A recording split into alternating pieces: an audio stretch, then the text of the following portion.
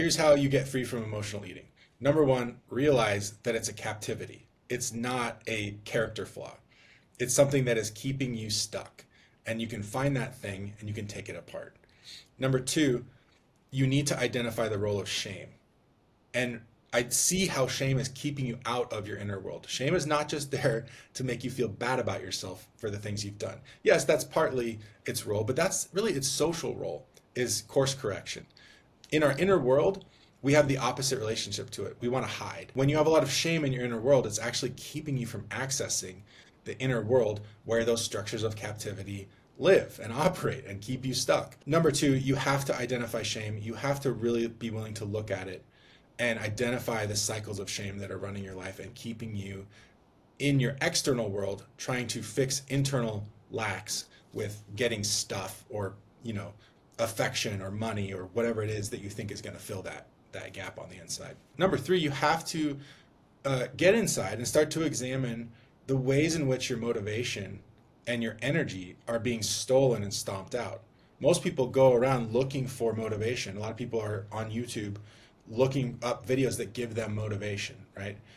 But really, this is kind of an impoverished thing to do because you have access to a much greater source of motivation than anything that any influencer could give you. The first thing you need to do once you get access to your inner world is look around and say, okay, what is actively stomping out my innate motivation? Where am I having little thoughts like, hey, I should go for a walk? Now you notice that. Red flag. Okay, I just thought about going to the gym and then something shut it down. What happened there? And so we bring our attention to the places where our innate motivation is trying to sprout up. And we need to understand that our energy and our motivation are not fuel tanks. They are throttles that we can, with presence and willingness, open up. And this can allow us greater access to the motivation and energy that we already have. And this allows us to see where we're misspending a lot of our energy, and we can stop doing that. We can say, hey, I'm really working super hard to keep this person happy. And I don't need to do that. I can let them have their emotions. I can let them have their problems. And I can bring a lot of my energy back in. I call it, when you're a kid and you're on the school bus, they say, bring your heads and arms inside the bus, right? And so we're like 60 kids hanging their arms and heads out of the bus trying to grab at things in the outside world. And it's like, nope, let's just get in to the bus. Let's close the windows. And this is going to keep us from having our energy and motivation siphoned off by everything in our circumstances, all the things that are trying to get us to stress out. But the process continues. After that, you really want to get at the cycles of failure. Right? We talked about cycles of shame. Now we want to talk about cycles of failure, because one of the biggest things that's stomping out your ability to make changes or to even try is the cycle of failure. And the cycle of failure is also part of what's partnering with shame to when you identify an issue with your behavior, let's say your emotional eating, the method it's going to choose to try to attend to that emotional eating issue is going to be more extreme in nature. Why? Because of the shame driving it and the cycle of failure telling you that, oh, it's always failed, so we can't do the moderate thing because that doesn't work. And the shame is telling us that we really need to change because we are despicable until we get this fixed. So everything's pushing you to a bigger, more extreme solution, which, guess what, is destining you to failure, and that's the cycle, right? So we want to undo that and start to look at failure as a teacher, right? This is not a foreign concept. People have probably heard this in some version. When we're actually trying to dismantle emotional eating, we need to learn that failure is a beacon. It is not a demerit. When you fuck up and you eat a bunch of shit and you kind of dissociate and you're like, whoa, dang it, I did the thing again. Notice how the shame is cropping up. Be with it, right? Step past it so you can get into your inner world. Notice the places where you decided to eat the food. This is why awareness is so much more powerful than self-control when it comes to changing our relationship to emotional eating. As we encounter failure, with awareness, we can work in hindsight. We can say, okay, here's where I screwed up. Here's what happened before that. Here's what happened before that. Here's what happened when I opened the bag of chips. Here's what I was thinking in the moments leading up to that. Here's how things were going at work that day. Here's that conversation I had with my boss at 11:30 a.m. that really kind of tipped the scales and started the process.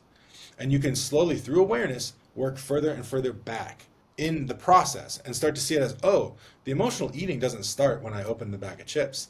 The emotional eating started this morning when my boss said that thing to me and it triggered me. So then you can see, oh, well, that trigger is predicated on some other understanding that was built at other times in my life.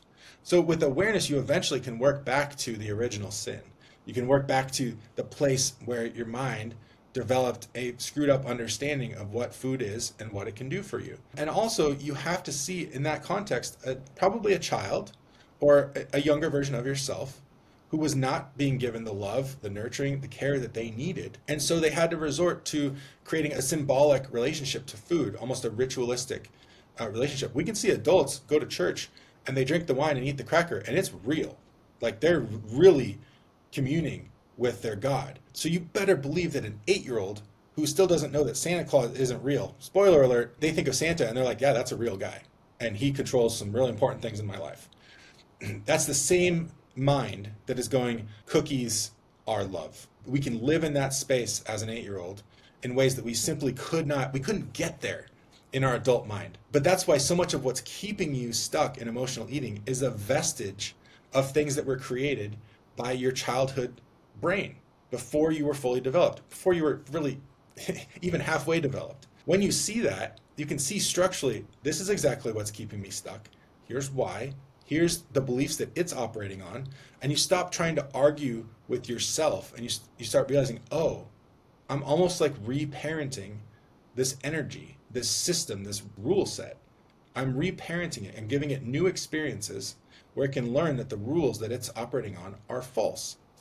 And so we use our awareness to leverage reality to dismantle the delusions that comprise the structure of our survival mechanism. And so we can realize that food is just food over time.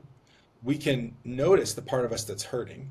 Right? When you have that desire to start eating, you can realize, okay, I'm going to turn my attention to where it needs to be, which is this energy inside of me that is hurting and is lacking, and it's trying to eat donuts because it thinks that that is how we resolve our lack of love. No, that is actually an active solution.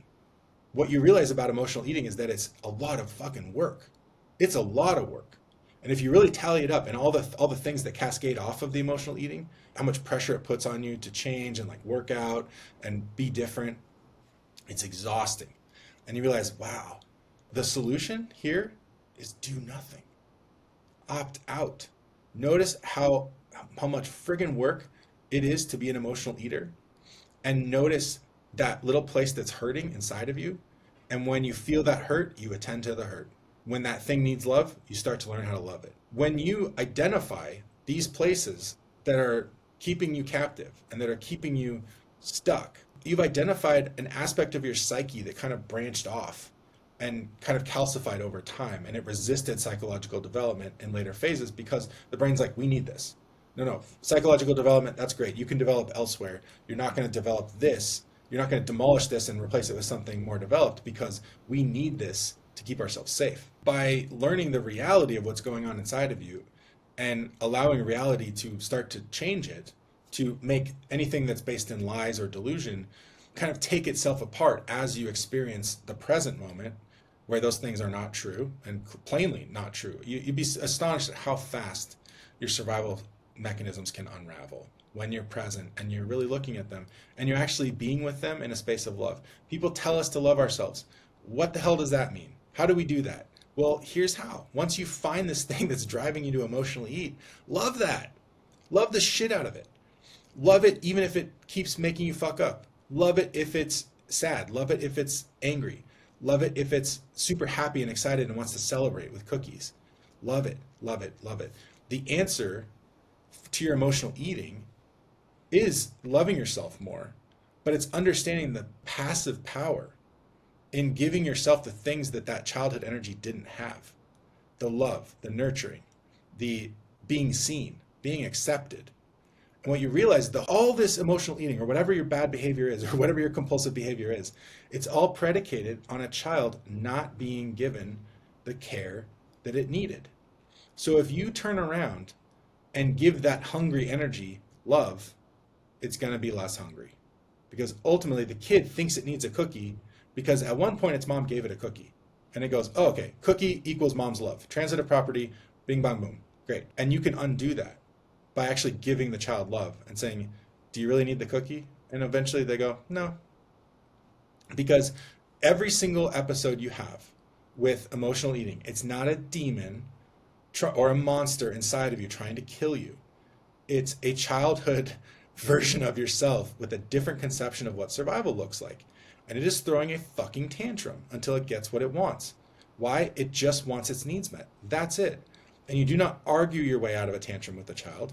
You can't appease them. If you give them the thing, it's just going to happen again, right? Which is what most people do when they continue to emotionally eat. So it just gets more and more powerful. And you can't threaten them or scream at them to make it go away. It's just going to make things worse. It's just going to deepen the divide that is causing the child to feel upset, begging the parent to give it what it needs. You pick the child up. Anybody who's a parent knows that the way you end a tantrum is by making that child feel loved. It's not by giving them the thing that they want. It's by giving them the thing that they ultimately need. But their little child brain can't necessarily see it in the way that your adult brain can. So really what you're doing is in so many ways reparenting this aspect of your psyche that's been stunted and shunted off into an aspect of your mind that you feared to travel in. But now that you can get past shame and you can feel free to harness your awareness to understand your inner world, you can actually, through awareness, not through self-control, not through discipline, not through whipping yourself, not through being like, oh, I'm such a piece of shit. None of that. Simply by becoming more aware of the truth of who you are and the lies that have been running the show, you can watch it all fall apart and you can really be free. The scary part is not getting free from emotional eating. The scary part is being free. Because now when you're actually free from it, you're going to look around and be like, what do I do? There's no one telling me what to do. Like, I'm free. I don't know what to do with that. And that's when you start to really use that newfound self-love. The amount of self-love it can take to get you out of emotional eating can be very small compared to the self-love that you're capable of. And so that can be a continual process. And as you learn to be a safe space for yourself, and listen, there might be more than one persona inside of you competing with you or with each other to try to stay safe with different ideas of what safety looks like given a certain context. If you developed a survival strategy at 8 because of, say, you lived with a step parent and that was difficult, but then at 13, you're in a completely different situation and you now have a single mom and she's going through menopause and she's off in her own world and you're being totally neglected. That's a totally different survival strategy that you'll develop out of that. And so these two childhood survival mechanisms might at some point in the future compete. And this is why you feel like, I don't know what to do. And you ask your friend, what should I do, A or B? And they're like, well, which one do you want to do? And you're like, fucking neither. I don't want to do either one. They're both terrible options, but I have to pick the one that's going to cause the least harm.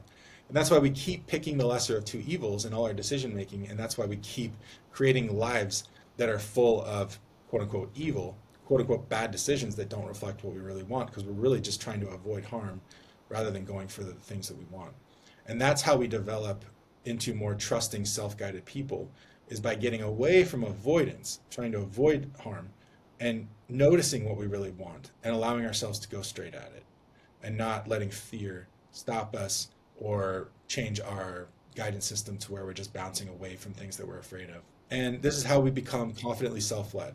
And when you're confidently self-led and self-trusting, you're not going to need to emotionally eat. And that's kind of the end of the journey. And that, in a nutshell, is how you get free from emotional eating. If you'd like to learn more, you can inquire about coaching. You can go to my free support group, Lose Weight with John, on Facebook. And of course, you can like this video and subscribe and leave a comment below if you found this helpful. I'd really love to hear from you.